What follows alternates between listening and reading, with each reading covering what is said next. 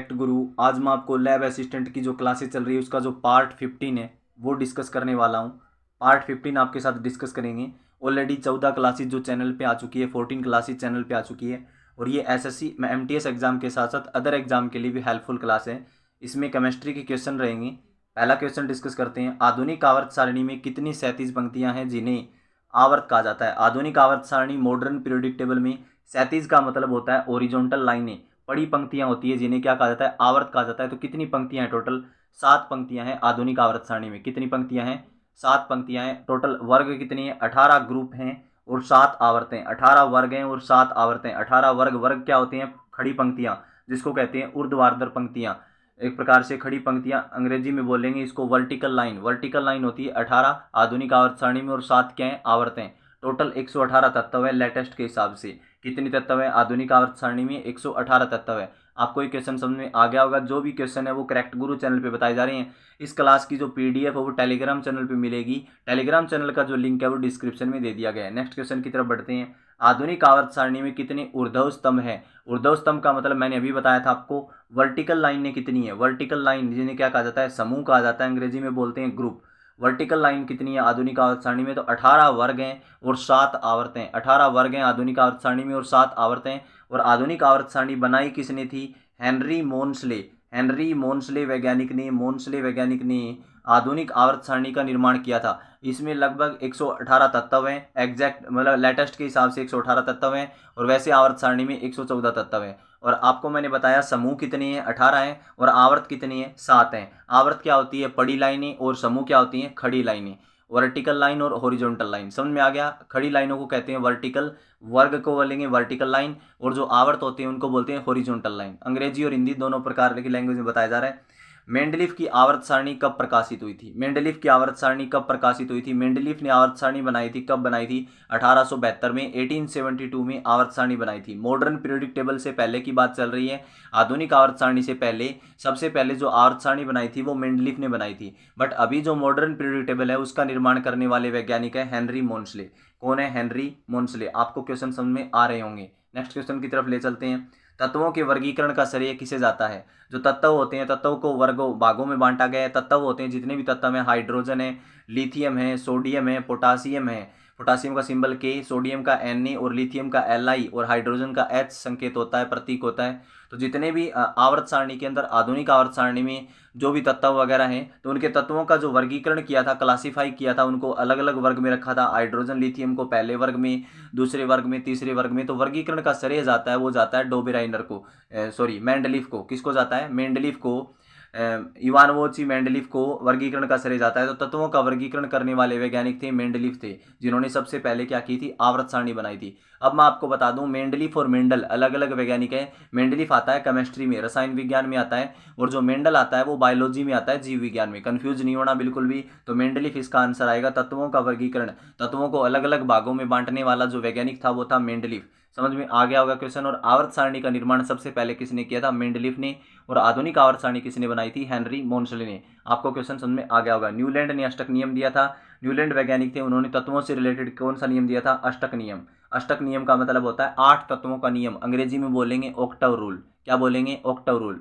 और डॉबेराइनर ने कौन सा नियम दिया था? त्रिक नियम दिया था। त्रिक का मतलब होता है 3 तत्वों से रिलेटेड। डॉबेराइनर trades rule. आपको समझ में आ गई होगी ये चीजें। नेक्स्ट क्वेश्चन चलते हैं। शुद्ध एथेनोइक अम्ल का गलनांक कितना होता है? जो एथेनोइक अम्ल होता है, एथेनोइक अम्ल को बोलते हैं एसिटिक एसिड। एथेनोइक अम्ल को क्या कहा जाता है? Acetic acid. इसका फॉर्मूला होता है CH3COOH। एथेनोइक अम्ल का फॉर्मूला क्या होता है? CH3COOH। तो एथेनोइक अम्ल का जो गलनांक है, वो मेल्टिंग पॉइंट है, वो कितना होगा? मेल्टिंग पॉइंट का मतलब होता है गलना, पिघलना। तो एथेनोइक अम्ल है, उसका गलनांक होगा 290 केल्विन। कितना होगा? 290 केल्विन होगा शुद्ध एथेनोइक अम्ल का गलनांक। जो भी क्वेश्चन है वो करेक्ट गुरु चैनल पे बताए जा रहे हैं। अगर आपको क्लास अच्छी लग रही है तो चैनल को सब्सक्राइब, शेयर, लाइक जरूर करें। अब मैं आपको बता दूं, 290 केल्विन टेम्परेचर की जो एसआई यूनिट होती है, तापमान को मापने की जो एसआई यूनिट होती है वो होती है केल्विन। तापमान को मापने की एसआई यूनिट कौन सी होती है? केल्विन होती है। वैसे सेल्सियस और फ़ारेनहाइट भी इसकी यूनिट है। अगर आप 290 केल्विन है, इसको सेल्सियस में भी कन्वर्ट कर सकते हो। इसके लिए आपको स्पेशल टॉपिक मिलेगा चैनल पे आने वाले टाइम में, टेम्परेचर से रिलेटेड। नेक्स्ट क्वेश्चन की तरफ बढ़ते हैं। ग्लेशियल एसिटिक अम्ल किसे कहते हैं? ग्लेशियल एसिटिक अम्ल मैंने आपको बताया था, एथेनोइक अम्ल, एसिटिक अम्ल दोनों एक ही बात है। CH3COOH इसका फॉर्मूला होता है। एसिटिक एसिड का फॉर्मूला होता है एथेनोइक अम्ल का CH3COOH, दोनों एक ही हैं।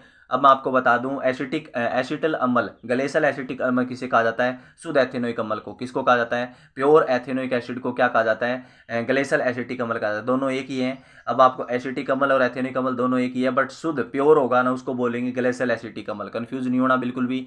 अब मैं आपको बता देता हूँ दूसरा जो ऑप्शन दे रखा है आपको, क्या? सल्फ्यूरिक अम्ल। सल्फ्यूरिक अम्ल आपको पता है H2SO4 फॉर्मूला होता है सल्फ्यूरिक अम्ल का, और ये होता है अम्लों का राजा, जिसे क्या कहते हैं? तेजाब कहते हैं। अम्लों का राजा सल्फ्यूरिक अम्ल को कहा जाता है। आगे वाले ये अलग क्वेश्चन है। हाइड्रोक्लोरिक अम्ल का फॉर्मूला बता देता हूँ, HCl। हाइड्रोक्लोरिक अम्ल का फॉर्मूला क्या होता है? HCl होता है, जो अमाशय स्टोमक में होता है, जो भोजन को पचाने में मदद करता है। नेक्स्ट क्वेश्चन, धातु से अधातु में इलेक्ट्रॉन के स्थानांतरण से बने यौगिक को क्या कहते हैं? धातु से अधातु में इलेक्ट्रॉन का जो स्थानांतरण होता है उसके बने यौगिक को आयनिक यौगिक कहा जाता है। क्या कहा जाता है? आयनिक यौगिक होते हैं जो आयन फॉर्म में होते हैं। धातु से अधातु में अगर धातु अधातु आपस में इलेक्ट्रॉन क्या करेंगे? शेयर पेयर करेंगे। धातु और अधातु आपस में इलेक्ट्रॉन लेंगे या देंगे तो क्या होगा? उसका जो स्थानांतरण होगा वो यौगिक क्या कहलाएंगे? आयनिक यौगिक कहलाएंगे। जैसे एग्जांपल बताता हूँ, सोडियम पॉजिटिव बनाता है और क्लोरीन है वो हमेशा नेगेटिव बनाता है। तो कौन से कंपाउंड हो गए? आयनिक यौगिक। कौन से हो गए? आयनिक यौगिक। आपको क्वेश्चन समझ में आ गया होगा। सोडियम क्लोराइड इसका एग्जांपल दे रखा है। NaCl का फॉर्मूला होता है Na पॉजिटिव Cl नेगेटिव, क्योंकि ये धातु है सोडियम और क्लोरीन क्या है? अधातु है। सोडियम को बोलेंगे मेटल और इसको बोलेंगे नॉन मेटल। क्वेश्चन आपको समझ में आ गए होंगे। आयनिक यौगिक इसका क्या आएगा? राइट आंसर आएगा। नेक्स्ट क्वेश्चन, पीएच स्केल किसे कहते हैं? पीएच स्केल का मतलब होता है पावर ऑफ हाइड्रोजन। पीएच का फुल फॉर्म होता है, पीएच स्केल का फुल फॉर्म होता है पावर ऑफ हाइड्रोजन। हाइड्रोजन की जो सांद्रता होती है उसको बोलते हैं पीएच स्केल। अब ध्यान से आपको समझ में आ रहा होगा, ये देखिए, विलयन में हाइड्रोजन आयन की सांद्रता ज्ञात करने के लिए स्केल होती है, उसको बोलते हैं pH scale. C option is correct answer होगा। अब मैं आपको बता दूं, पीएच स्केल मान लो जैसे ये पीएच स्केल है, अगर किसी वस्तु का मान 7 से ज़्यादा है, अगर किसी पदार्थ का मान 7 से ज़्यादा है तो वो अक्षारीय होगी, बेसिक होगी, कड़वी होगी। अगर किसी वस्तु का पीएच मान 7 से कम है तो वो अम्लीय होगी, एसिडिक होगी।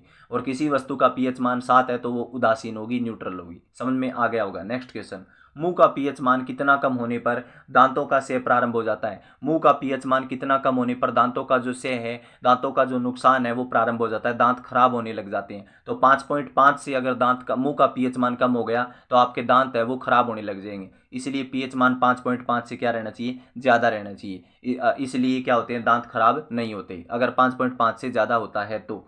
नेक्स्ट क्वेश्चन, अम्लीय वर्षा किसे कहते हैं? अम्लीय वर्षा का पीएच मान अगर 5.6 से कम हो जाएगा, जब पीएच मान पानी, वर्षा के पानी का जो पीएच मान है, बारिश के जो पानी का पीएच मान है वो 5.6 से कम हो जाएगा तो वो क्या कहलाएगी? अम्लीय वर्षा कहलाएगी, जो जीव जंतुओं को नुकसान पहुंचाएगी और अर्थ के ऊपर भी बहुत ज़्यादा नुकसान पहुंचाएगी। तो प्लास्टर ऑफ पेरिस को गर्म करने पर यह जल के अणुओं को त्याग कर कैल्शियम सल्फेट हेमीहाइड्रेट बनाता है। कितने तापमान पर बनाता है? कितना गर्म करने पर? प्लास्टर ऑफ पेरिस का फॉर्मूला आपको पता है, पीओपी फॉर्मूला होता है। प्लास्टर ऑफ पेरिस का फॉर्मूला क्या होता है? पीओपी। प्लास्टर ऑफ पेरिस का फॉर्मूला होता है पीओपी, तो शॉर्टकट में बोलते हैं CaSO4 half H2O। CaSO4 half H2O होता है प्लास्टर ऑफ पेरिस का फॉर्मूला। इसको बोलते हैं कैल्शियम सल्फेट। क्या बोलते हैं? Calcium sulphate hemihydrate. ये देखिए, कैल्शियम सल्फेट हेमीहाइड्रेट कितने डिग्री तापमान पे गर्म करेंगे? 373 केल्विन पे गर्म करने पर क्या होता है? केल्विन नहीं याद रखना है अभी, सारे इसके आगे केल्विन नहीं, केल्विन होंगे सारे। 373 केल्विन पे गर्म करेंगे किसको? प्लास्टर ऑफ पेरिस को गर्म करेंगे तो क्या बनाएगा? कैल्शियम सल्फेट हेमीहाइड्रेट बनाएगा। अब आपको समझ में आ गया होगा, 373 केल्विन की जो वैल्यू होती है वो 100 डिग्री सेल्सियस के बराबर होती है।